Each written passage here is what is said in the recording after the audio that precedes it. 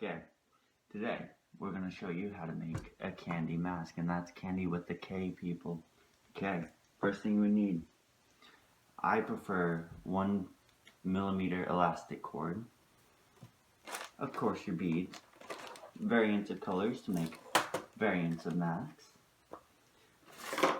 design, whether you print it out or you look it up on your phone, that's optional. I use a lighter because this cord tends to fray at the end. So I use it to keep all the frays together. And the end result should be a mask like this. Let's get this started. Okay, first of all, you should get a pretty decent length piece of cord. Okay? And then you grab your design. I'll be basing mine off of this, but it won't look exactly like it. I've been making masks for a little bit now, so I'm pretty well into it with how long and wide they should be. So let's get this started, shall we?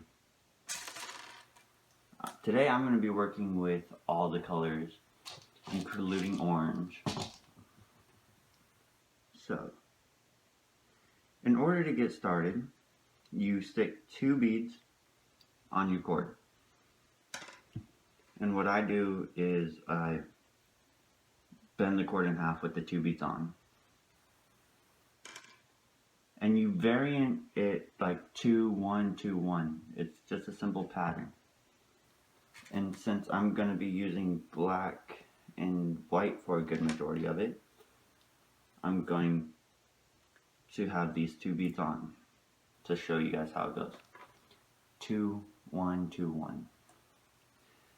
I would highly recommend marking the end of your string with a different colored marker. Here I got green to mark the end of 1. This will just help you in the long run to know whether it's top or bottom. Okay? Now, since we just stuck on 1, we stick on 2. And you repeat this until you get to the length, or the width, I should say. Yeah, the width of cheek to cheek.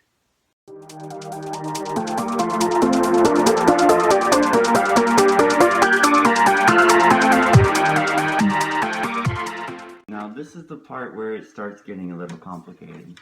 On my design, you would go from there, and you need to know which one's either the top or the bottom. So that's why we color coordinated it. So I'm gonna get this knocked out and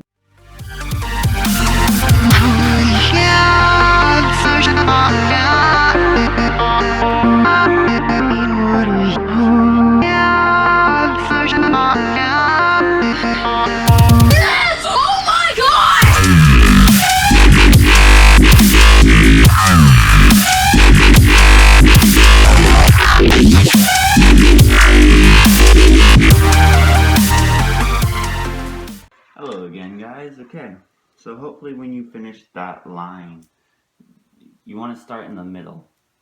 I don't know why I'm telling this later, but you usually want to start in the middle. And if you didn't, perfectly fine. It's just, you're going to end up coming to the bottom faster or the top.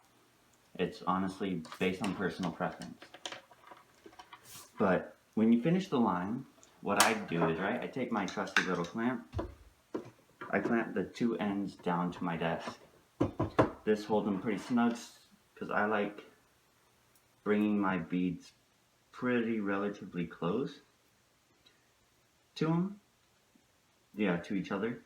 So when I actually put it on, it looks it's a lot more firm, I would say, rather than it being all loose like that. And I'll do this like a couple of times.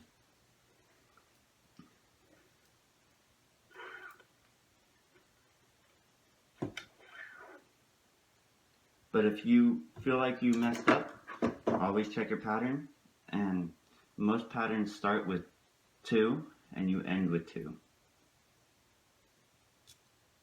And that's how mine will start out to look.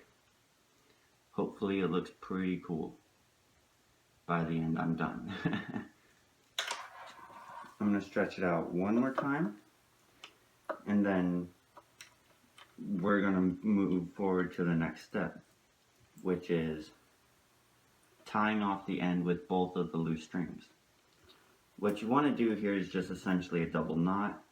Don't pull it too tight though, because then you're at risk of busting your strings on the inside.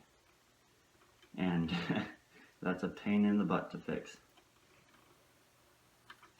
There we go. I tied mine off. Just like that. And this is my fundamental base right here. This is what's going to finish it. I start in the middle, so it's going to be like this. And I will work towards the top or the bottom, depending on which one I just want to get done faster. I usually work towards the bottom because I don't like dealing with these right off the bat. But it's honestly personal preference. In part 2 of this video series I'm going to create, I'm going to do the bottom in part 2 and the top from there. And then in part 3 we're going to go over the ears because that's the place where it has more stress. Not yet can you throw away this. You need to still finish.